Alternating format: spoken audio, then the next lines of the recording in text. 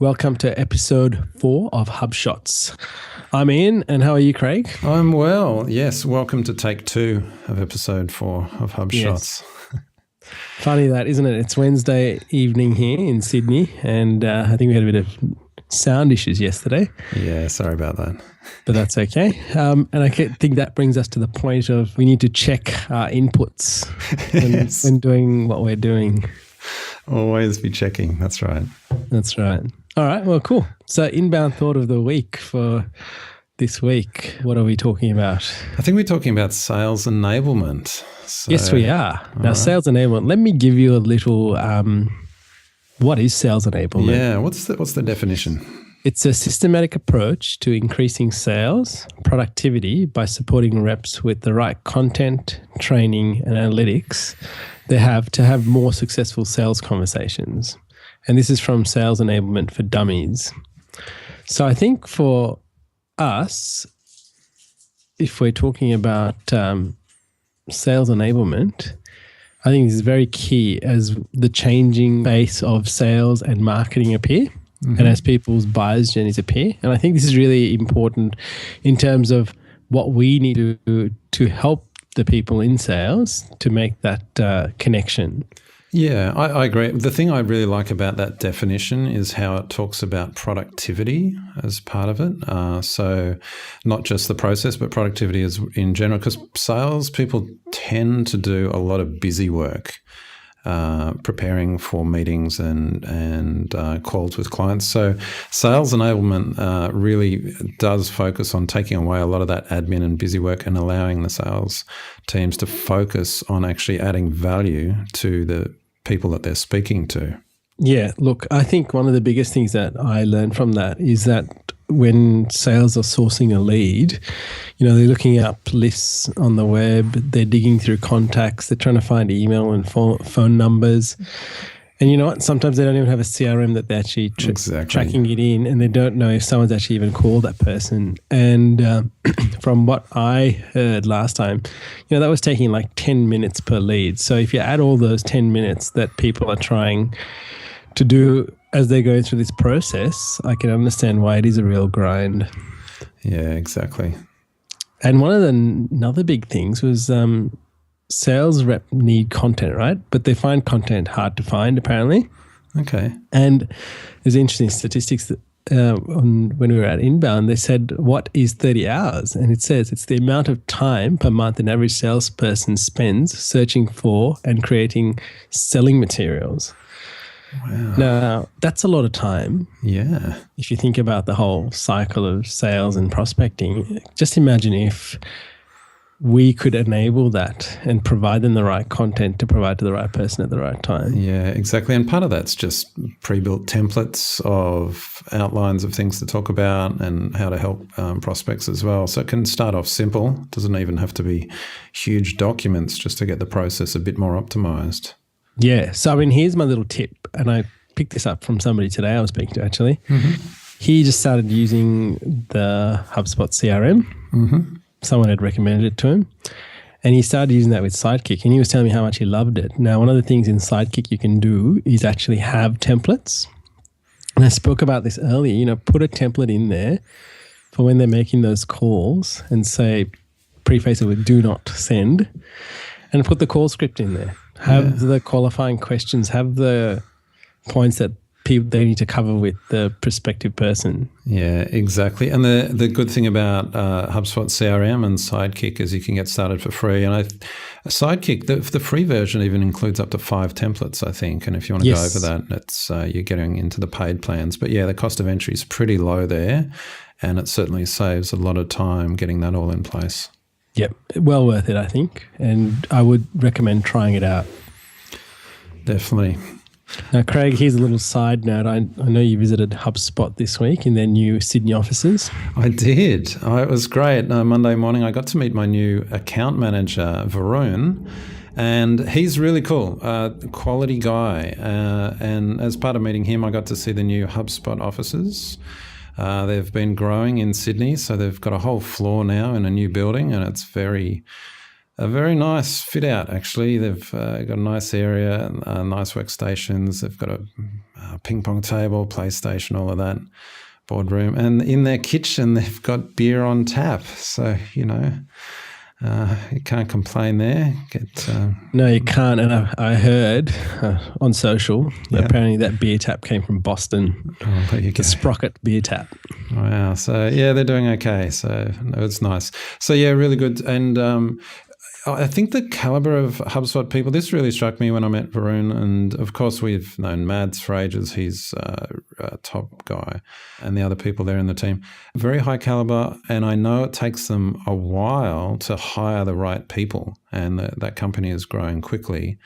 And so it's really good just to see them taking the time, getting the right people in place. And they're very helpful. So, yeah, that was great. Exciting for me. Yeah. And I guess one thing with the whole hiring, and one thing that some of my mentors have said, and they got me to read this book called Top Grading. Top Grading, okay. And that's a great book. It's a chunky book, okay, but a great book. But basically it gives you the tools to do the hiring. And I think one of these things is like never be afraid to actually test people out. So people can tell you lots of things at interviews and they can claim to do lots of things, but until you put them through the paces, you'll never know what they actually know. And I think Ryan was speaking about this to us, Ryan Benici. Mm-hmm. I think they really put people through a test and say, well, here's this page. Why isn't this converting? Tell me what's not converting. What would you do to make it convert better? So it's very application practical based. And I think I really love that about it. Yeah, I do too. It's all about getting results. And that's a good tip for, our audience, I guess, is primarily marketing managers and marketing teams, maybe some salespeople as well. So, yeah, marketing managers, especially when they're building out their teams, they really need to be focusing on making sure candidates can actually get stuff done. And so, yeah, that's a good tip. Give them a test, give them a piece, a page or piece of content and ask them to optimize it to actually get results. Yeah. So, Craig, I had this really interesting issue that we had last week. Okay. One of my team, when we signed up for HubSpot and we were using marketing, we had his email as first name at our company name. And what happened was when we then obviously got CRM and we started using Sidekick, he started using things with his first name dot last name at our business. And it was really interesting because when we signed up for Sidekick for business, what happened was that I noticed that things weren't matching up. So because it was his first name dot last name at our business, and he wasn't being recognized as Sidekick for business user when he was in the system. Right. So I deleted him out of HubSpot marketing part, and then I tried adding him back with the details. But when I added him back, he had a capital in his when the email started, and I thought, okay, well that's a difference, and things weren't working. So I rang support. I spoke to them. I said, look, I think this is a problem, but I thought it was odd because usually it's all lowercase. Yeah. And they said, yeah, I can see that. And I said, but then they told me to do exactly the same thing, delete ad. And when I put his email back in, it recognized it and brought up his first and last name. So I said, it obviously knows that he exists somewhere, and it was pre-filling his details. So anyway, about 24 hours later, they've rectified it and made it all lowercase. And that's actually fixed the problem between Sidekick for Business, CRM, and the marketing platform. Wow, right. That's really interesting. When you mentioned this to me earlier, I was like, I don't believe this, because we've had a very similar problem with a client of ours where one particular person in the sales team is just getting lots of weird things happening, Sidekick not working, not matching, going to spam, all kinds of various things. The only thing I found was that they had a capital in their name, and I was like, in their email address, I was like, oh, no. I was chatting with the other people there. I was like, couldn't be this, couldn't possibly be that, no. But isn't that so weird that that is the case? And so, yeah, we're looking at getting that fixed now as well. It's kind of a bizarre issue. But I guess the takeaway for anyone listening is if you do have these kinds of strange conflicts, then that's one thing to look for. Email address weirdness, even a capital can throw it out. So something to check there. Yeah.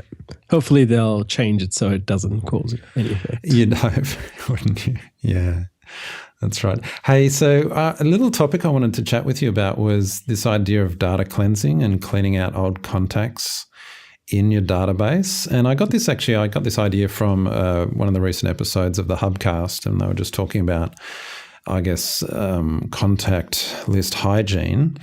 And so I wanted to ask you about what's your thoughts. So do you tend to be pretty ruthless cleaning up your contacts, or do you just let them fill out and go for it? What's your kind of approach? And in fact, how do you work with clients around that? Look, I think when I'm within my limits, I don't worry about it too much, but I definitely do look at it regularly and do clean it up. Mm-hmm. And one thing that I came across, which I will be implementing, is on the HubSpot marketing blog, there's a whole bunch of workflows that they suggest we should be using. Yeah. And it's an email marketing workflow, but it's a re-engagement workflow, and the main trigger is inactive contacts. Yeah. So I guess what you can do is implement this, and then based on what you get back from this email marketing is then do a cleanup based on those inactive contacts. Yeah, exactly. I agree. And this is, I guess, a bit of a follow-on from previous episode where we're talking about some of these workflows and reconnecting with cold contacts and that kind of thing. So that's a really good first step. If you've got old contacts, at least try and warm them up a bit. But then if they're not responding, then use a workflow to perhaps get them out of your system, stop clogging up and actually costing you extra money as well if you're over your limits. Yeah. So I guess if you're just using CRM, it doesn't really matter. No. But if you're connecting CRM with marketing, then it is going to matter. Yeah. And I think it is good practice. It's one of those things where it's like cleaning a house, right? Yeah. Don't clean your house, you get lots of stuff in it, and then you can't find anything. Yeah, that's right. All right. HubSpot feature of the week. We have the ads add-on. Now, to be honest, I haven't used the ads add-on, and it's something I will be using. And I'll tell you why we haven't used it is because it was only available in US dollars. Right. Now, this change means that it's now available in many different currencies. So now we can use it in Australian dollars. So that's to promote your content and do advertising via Google and LinkedIn. So I'd encourage anyone who is listening, give it a try now. You can get a free trial. I think it's 14 days. And try it out. Try promoting some of that content that you have through LinkedIn and seeing the reaction you get. Yeah, I'm going to give that a go. Nice one. Yeah, definitely. All right, new capture forms. Yeah, I just noticed this today. So I actually haven't tried it yet, but I just wanted to sneak it into the episode that now on forms, HubSpot have just got a little tick box you can add capture forms. So I don't know if I'd actually need this because I haven't had a spamming problem with bots spamming any of my HubSpot forms, but obviously some people have. They've needed this kind of feature in there, but it's good to have. It is interesting because I have never had this problem either. But in the way they've implemented, I'm quite impressed because that's using that new recapture feature in Google where you just got to click the button. Yep. And I think that's a big step forward because we struggle because we've implemented it for many customers on other website platforms. Right. And people often struggle with it. So, yeah, look, that's a great addition. And I think we should be very happy with that. Yeah, it's a nice one. Okay, HubSpot tip of the week, Craig. Yeah, so speaking of HubSpot forms, just thought I'd mention this. This is probably rare, hopefully doesn't happen very often, if at all, for you. But I've had the experience with some content management systems that I use where embedding a HubSpot form, so the embed code, you put it into the page. When it renders, it doesn't actually show in the correct place on the page. For me, it's often right off the bottom, or it's kind of really left on the left side of the browser, just in the wrong place. And it's not consistent, so it's actually hard to reproduce. It only happens occasionally. It was bugging me for ages, but HubSpot support solved it for me. And the solution for it, if you happen to have this issue, is simply to put a named div around it. A div is just a little piece of HTML code that you put around the actual embed script that you put into your page. And I've actually just put a little blog post together that just explains how to do it, and that solves it so beautifully. So a quick tip, action item for any people experiencing that, just fix your embed code there, and the blog post will guide you through how to do that. Yeah. And you know what? And I think I'd love to say thank you to HubSpot support, because they have been good. And I think that's one big difference that I noticed between HubSpot and other businesses that we deal with. Yeah, they are good. So tell me about the 5-minute callback thing that you've... Yes. So I experienced that this week or late last week, where I went to find a number and I couldn't find the number. And so what I did was I had to fill out this form, and they said someone will call you back within 5 minutes. And they did. They called me back probably about 3 minutes later and initiated the call, which is fantastic. So again, not waiting for anything, just doing quickly, and they've already got your details, so you don't have to explain who you are, what you're doing. Impressive. Yeah. So another great upgrade. Yeah. Okay, now your challenge of the week. Okay, so this is actually a challenge of the week follow-up / tip of the week. And remember a couple of episodes ago, I was lamenting, I guess, with a client that wouldn't let me test Facebook. They just didn't want to have a bar of Facebook. And I was like, well, I think we should test it at least. So just one way to kind of get around that is what you can do is set up a Facebook custom web audience, which, if you're familiar with Facebook kind of advertising, is just a way of adding a pixel to your site, and Facebook tracks it and will basically match that with people that are on Facebook. So what you can do is actually add this pixel and create an audience in Facebook, and then come back a couple of weeks later and see how many people are actually in that list. And if there's a healthy size to that list, then it's indicative that Facebook might actually be a good channel to advertise on for your business. So without even spending any money or having to set up accounts or anything like that, you can just set up a custom web audience for your client and at least give them an indication of what kind of results or what kind of audience they might get. And when I say your client, I was actually talking about my clients. When for people listening to this who are probably marketing managers, it's in a way that you can personally set up a custom web audience for your company and see what kind of response you might get from Facebook. So that's my quick tip of the week, and a kind of a follow-up to a challenge of the week that I had a few weeks ago. You know what? I think that is a great tip for someone wanting to test to see whether there is that audience there. Yeah. So, well, that's good. All right. There was an interesting tweet from HubSpot. Yeah. Not so long ago. It said, which is about social spamming. It said, half-heartedly sharing your content on social media isn't marketing, it's spamming. Yeah. What do you think? Agree or disagree? I don't know where I stand on this, to be honest, Craig. All right. Well, because I think that some people have to start somewhere, and I think you're probably of the same opinion. I am, yeah. Start doing and gain momentum. And I think one of the biggest things is that, especially in Twitter world, I've heard someone talk about hashtag spamming. Right. So, how many hashtags is too much? Yep. And again, understanding who you're talking to and what you want to be found for, and then appropriately fashion your message. So what do you think? Yeah, so look, I tended to disagree with this quote that HubSpot put on. And just to be fair, it's a provocative quote they've put on a Twitter post, and it points to an article that's actually really good.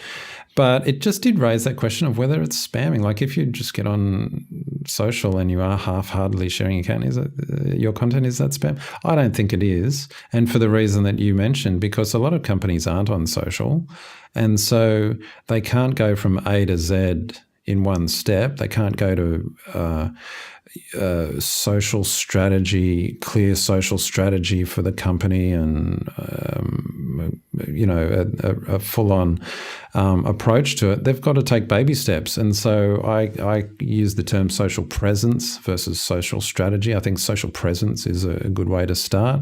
Dip your toe in the water, make a start, and aim for incremental improvement. That's the key, and that might just be half-heartedly sharing your content, but you've got to make a start somewhere. And also, I think the word spamming is just a bit. It's got this connotation with email spam, which is bad. Yes, it's terrible, and it's obviously nothing like that. So again, I think it's a habit, isn't it? And I think one of the things, if we were to point people towards a resource, I think there is a resource about. It's the social media checklist that you can go through for 20 minutes a day. And that's actually you can get through to the marketing platform. Yeah, good point. Yeah. All right. So State of Inbound report, which we're chugging through. We love this report. Yeah. It's good. You know what? It's great. It gives us some sort of benchmark and something to discuss and know where we can improve ourselves. And I think that's what I love about it. Yeah. So what are we talking about this week?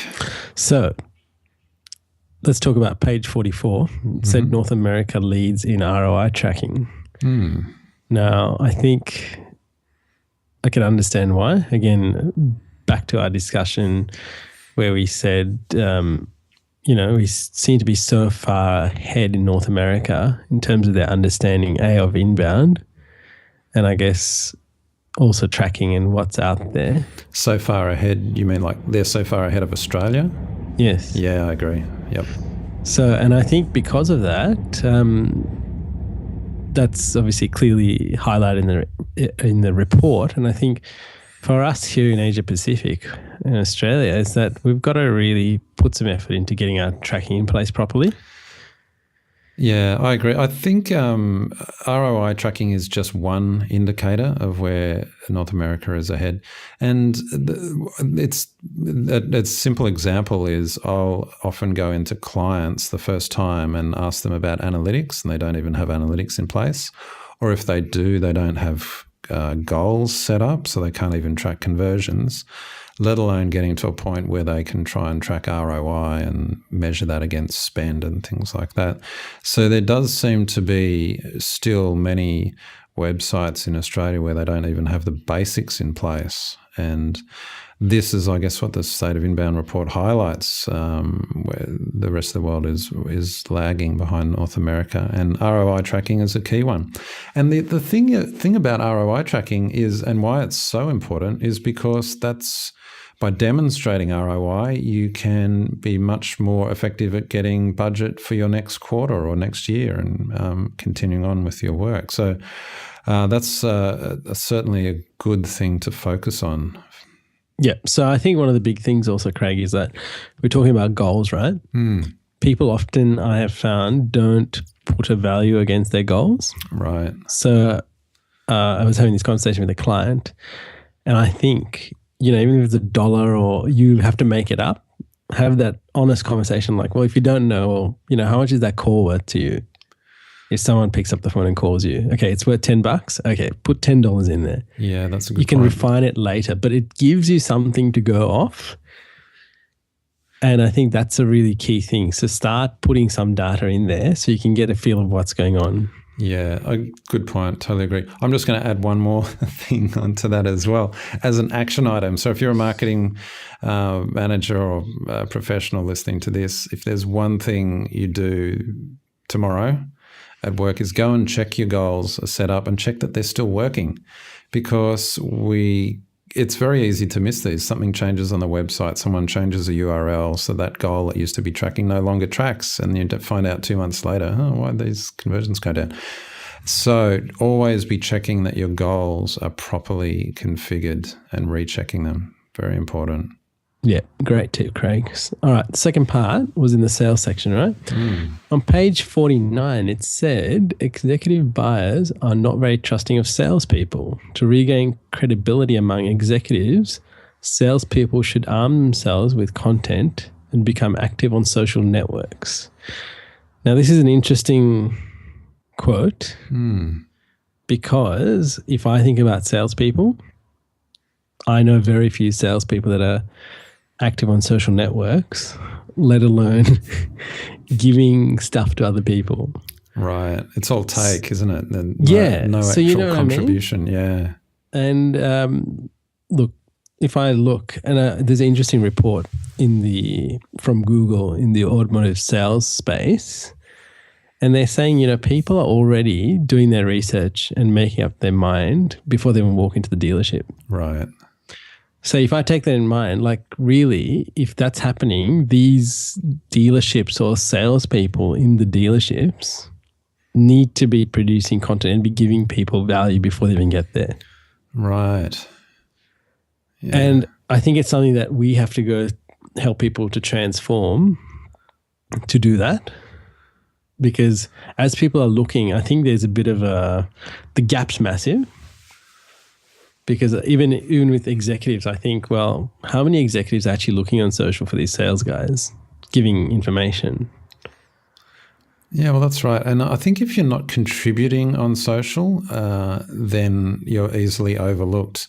And there's a bit of an opportunity there, I think, for salespeople as well. If no one's really doing it, then there's an opportunity for you to actually differentiate by actually contributing. And even on places like LinkedIn, I guess, is a key one, just getting involved in discussions and not kind of straight away promoting your own products or services, but actually offering value to people on those networks is a great way just to make initial connections. Yeah, I definitely agree, Craig. And I think if, try something, because you never know what you'll find. And it could be as simple as, I'll take my example to a dealership, for example, right? Right.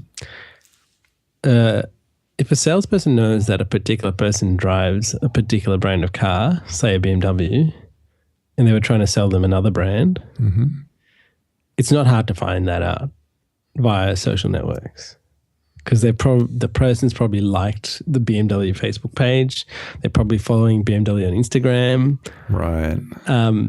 They've probably written a comment somewhere, or they've mentioned that they have a particular type of car. So you can actually find a lot. Right. Yeah, that's a really good example. So just by actually going and finding a bit of context around your prospects, you're getting to understand them better, what they're in the market for and what they're looking for. And so then you can actually add value to their whole buying journey, I guess.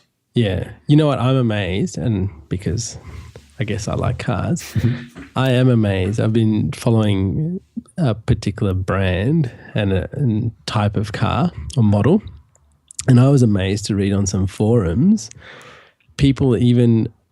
This is how much into that they were. They even knew what ship their car was on. Oh, right.